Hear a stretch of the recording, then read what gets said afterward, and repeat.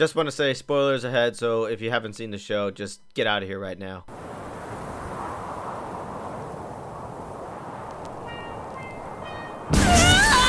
Wake the fuck up! 10 years. It took exactly 10 years for Attack on Titan to finish its anime adaptation. Also, it took 10 years for Rockstar to announce GTA 6. What took you so long? Ain't that crazy? I like to imagine that the team at Rockstar were also watching Attack on Titan along with everyone else, and they just waited until the show ended to announce GTA 6. It's like, okay guys, we all cried when Mikasa cried too, but get over it. Get back onto the game. Back to work! Well everyone, it happened. What happened? About 2 weeks ago, Attack on Titan's anime adaptation has finally come to an end. This marks the end of a pretty big era, and I still can't stop thinking about it even after sitting with it for a bit. I started the series when it first came out on Netflix back in 2013, and it's had a big impact on me since. You are pretty lucky if you started the show recently, because for us fans who are around since the first season, you will never know the pain of having to wait 4 years for season 2. That felt like an eternity, and I still can't forget that. I mean, that's why I started the manga anyways, but we'll get to that in a second. It's crazy to think how a big chunk of us most likely were still in middle school when this first came out, and now we're all adults witnessing this grand ending. I want to get my thoughts out in the best way that I can, because not only did I watch the anime, but I was an avid reader of the manga while it was still coming out. I didn't start the manga until like 2015, but that was only because I was done waiting for season 2. That's it. I really wanted to catch up on the story because I was just really engaged. Because of me getting into the manga, I put the anime to the side since I just graduated high school in 2017, and I only read the manga at that point when I was not busy with something. I don't really know why I put off the anime for so long, because I really liked season 1. I mean, it's what got me into the story, but I had no interest in the anime since I already was reading the manga. I think I was just beyond lazy and I was making excuses. But anyways, I eventually did a rewatch with my brother because he kept up with the anime and he loves Attack on Titan just like me, but he never read the manga. So eventually I did a rewatch with him in 2022, and I did it to see if it was as good as I remember.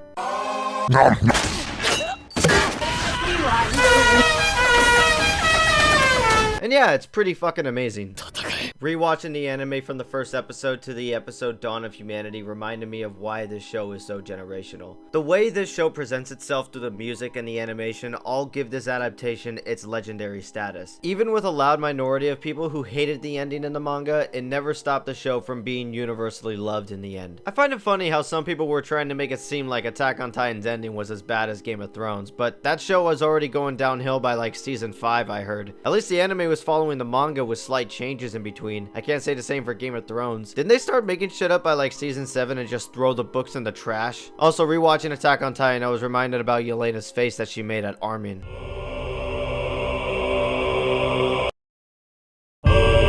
Chill, bro. It's not that serious. Since I did finish the manga back in 2021 and the ending is slightly changed in the anime version, I do have a lot of thoughts on it. Did I love it? Did I hate it? And do you think the animators are still alive after animating these two specials? For real though, MAPPA's production schedules and working conditions have been torturous for the animators. I hope they get compensated for their work. Anyways, the impact of Attack on Titan and its insane story events were always so grand. We always wondered what could top the last big event that happened. From Titans in the walls, Armin's death, learning there's life outside the walls, learning about Marley, and even learning that Eren has been controlling the story since the very beginning. Man, fuck them kids, bro.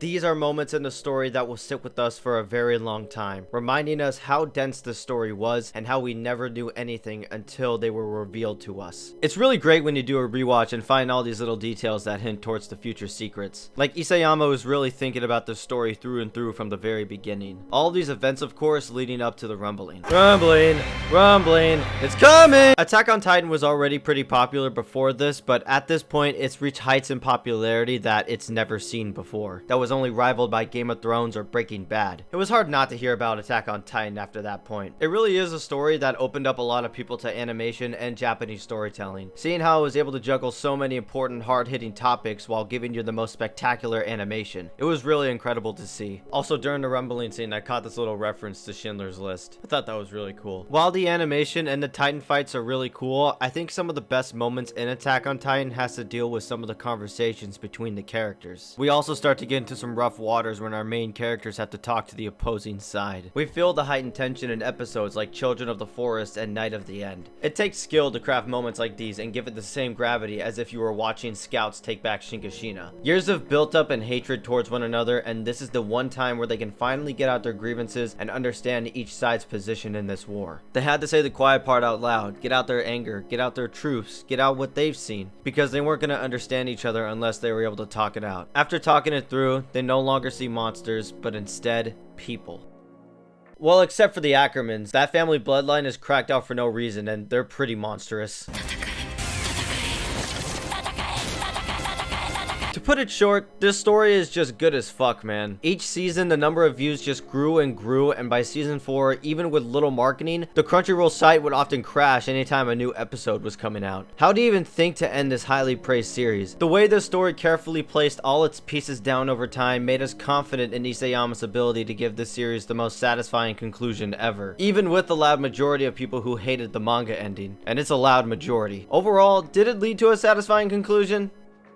I don't know, I mean, I think so. For me, the ending was satisfying, and while it is kind of jagged and maybe a little messy, it's not as bad as a lot of people were making it out to be. No, it's not on the level of Game of Thrones. It doesn't even come close to that. They messed up their entire series in a whole season, alright? At least Attack on Titan had like a good, like, fun final episode. With some dialogue changes and altered scenes, this ending really is the best conclusion for this story. It already had such amazing highs and deep lore that the ending wasn't going to fully stick the landing the way a lot of us probably hoped for it to be, but it still would leave us off with a comfortable conclusion that ties up many of its story threads very nicely. Everyone who is already obsessed with Attack on Titan pretty much already analyzed this final episode from top to bottom, trying to get every piece of lore out of it, because even after the ending, questions still lingered, and many future events that were shown in the credits were left for interpretation. A lot of people may not like the choices made for the ending, but the main themes this story wanted to get across, they executed them perfectly for a lot of others. My only problems with the ending always dealt with the complexity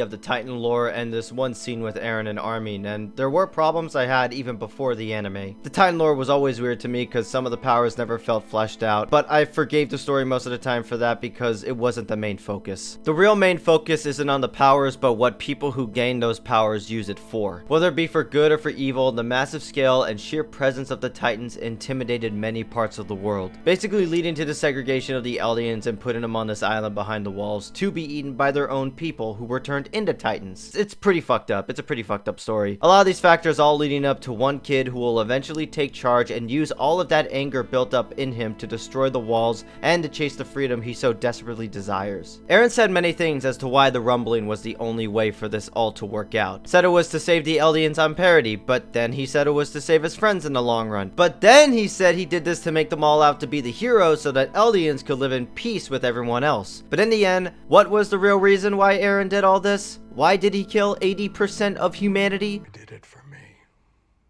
I liked it. I was good at it. And I was alive.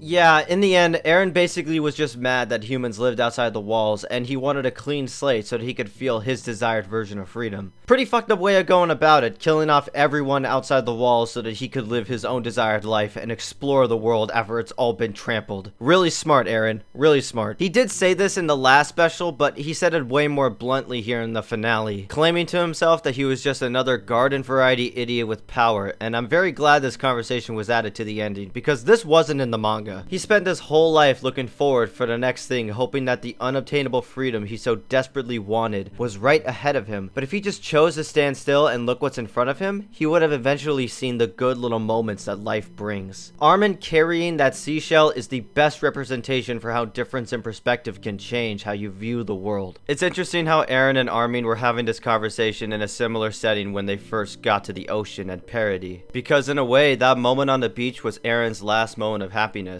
Armin always saw the joy in small moments, and him talking to Zeke and Eren individually did help lead to the end of the rumbling. Back when they were retaking Shinkashina, Eren was right about one thing when he said that the one who will free the world would be Armin. I told you all they needed was therapy. Okay, well, maybe not just therapy. Conversation, community, all that type of stuff. Both parts of the finale do reveal the mentality of Eren perfectly well, too. Seeing all of these shots of Eren as a kid during the final specials, symbolizing that the child that once sought freedom never really did grow up. The only thing that changed in Eren was who he was killing throughout the series. He started the series off with wanting to kill Titans, but as he started to learn the truth about the world, he then wanted to kill all of humanity. He really never knew any other way. Growing up inside those walls, he was a violent, angry kid who only knew how to kill or be killed. Human conflict is very complex, and Eren only did what he knew was right because he never knew anything else. He got all the power in the world that anyone would want, and he still couldn't change a thing in the end. He was only ever taught that the only way to survive is to kill. I don't know, maybe he got that idea after reading Watchmen. He saw the giant space squid that came out and killed everyone and thought, hey, you know what, that's a really good idea. I don't know, Eren's choice gets complicated when you think about it for too long. I mean, Eren is also the reason why the Smiley Titan went to go kill Eren's mom in the first place. Like, the dude was really messed up in the past, like he didn't know what he was doing most of the time. I mean, seeing past, present, and future all at the same time, that could really mess with someone's head. There is just a lot in this ending, and the reason it can get money near the end is because it's trying to wrap up 13 years of story in the last 20 minutes. I mean, it did have this problem in the manga, but it is fixed here in the anime. At least in the anime ending, we don't have Armin thanking his friend Adolf Jaeger for becoming a mass murderer.